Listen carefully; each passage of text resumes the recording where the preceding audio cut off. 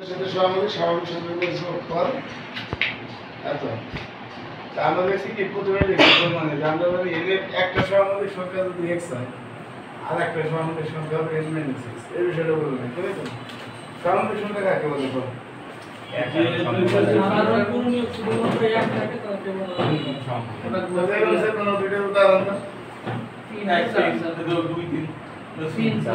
সব মৌলিক সংখ্যাই স্যার পরস্পর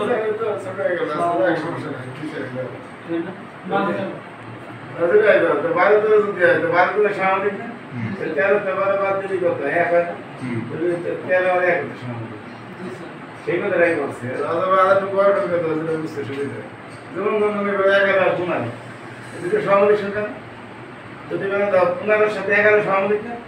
তো 15 এর সাথে আরেকটা স্বাভাবিক সংখ্যা 15 থেকে 11 বাদ দাও কত আছে 1 4 আর 15 স্বাভাবিক জয় তাহলে স্যার মূলত তো একটা মৌলিক সংখ্যা হইলে ওইটার সাথে যেটাই দেন না কেন ওইটাই তো সমমৌলিক হয়ে যাবে মৌলিক সংখ্যা তো সত্য না যে কোনো সংখ্যা মৌলিক যৌগিক তো আমি পুনরায় বলছি পুনরায় তো যৌগিক সংখ্যা পুনরায় তো মৌলিক 11 না 11 বলে নাই 11 শাস্তি আছে যখন পুনরায় রাখ এই কি সমলি পুনরায় সাধারণ আমরা বলছি যে একটা x হয় আর একটা n কি বলে বলছে তাহলে আমরা লিখছি যে ধরি ওই n সংখ্যা n এর ছোট এবং n এর সাথে সমান কিন্তু কয়টা সংখ্যা আছে তো জানি না না পাঁচটা আছে আমরা দেখছি তো a1 a2 a3 তাহলে অপর গুলো কি হবে বাকি মানে এই যে একটা a1 হয় তাহলে তো মানে n - একটা একটু একটা করতে হবে n - a2 কি কথা বলছেন শেষ একটা যদি a1 হয় তার একটা হবে n - a1 একটা a2 এর একটা হবে n - a2 একটা a3 এর একটা হবে n - তারপর সংখ্যাগুলো তো এরকম হবে কি বলো এখন এই এরকম কয়টা সংখ্যা আছে কত একটা দুটো তিনটা আর তো ডটের মধ্যে আছে ছয়টা দেখা যাচ্ছে 1 2 3 4 5 6 আর তো ডটের মধ্যে আছে কয়টা সংখ্যা আছে তো জানি না রামন বলে n কে n এর ছোট n এর ছোট সহমতি তাদের সংখ্যাই তো বলে ভাই n কি বলো পয়লা ভাই বোনের সংখ্যা দেখি না n এর থেকে ছোট n এর সাথে সহমতি এদের সংখ্যাটাই তো বলে ভাই n তো যেহেতু n এর সহমতি সংখ্যা এইগুলা তাহলে এদের সংখ্যা হবে ভাই n সংখ্যা তাই লিখছি যে এদের মোট সংখ্যা হবে ভাই n কি কথা ক্লিয়ার হয়েছে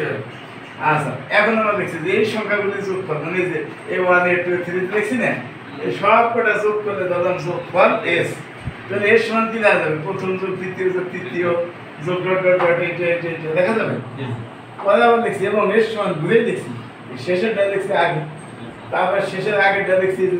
মানে এই দিক থেকে প্রথম এবার এই দিক থেকে দ্বিতীয় লিখছি দ্বিতীয় জায়গায় এই দিক থেকে তৃতীয়টা লিখছি তৃতীয় জায়গায় এভাবে আস্তে আস্তে এইটা তারপর আছে a2 তারপর লিখছি a1 দেখা যাবে উল্টে পাল্টে লেখা যাবে না যাবে না গেলে দেখ কি হবে নাকি তুমি যে 3 5 7 যোগ করে 7 5 3 একই এখন আমরা এই দুটো এটার নাম দিছি 1 এর নাম দিছি 2 তো এক আর যদি যোগ করি তো বাম পাশে কত হবে s যোগ s কত হবে আর এইটা যোগ করলে কত হবে a1 কাটা n এইটা যোগ করলে এটা কাটা n এটা কাটিয়ে দিতে n n তো সব n এরকম কয়টা n হবে ভাই n সংখ্যা কে জানে এই সংখ্যাগুলো কত ভাই n সংখ্যা না তো যোগ করলে এই n তো পাওয়া যাবে ভাই কি কথা আছে 5টা n যোগ করলে কত হয় 5 10টা n যোগ করলে কত হয় 10 ভাই n সংখ্যা কিন্তু যোগ করলে কত হয় ভাই n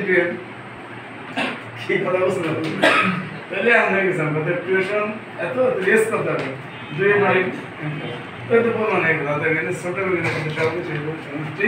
সমষ্টি দেশ দোস্ত বুঝছেন না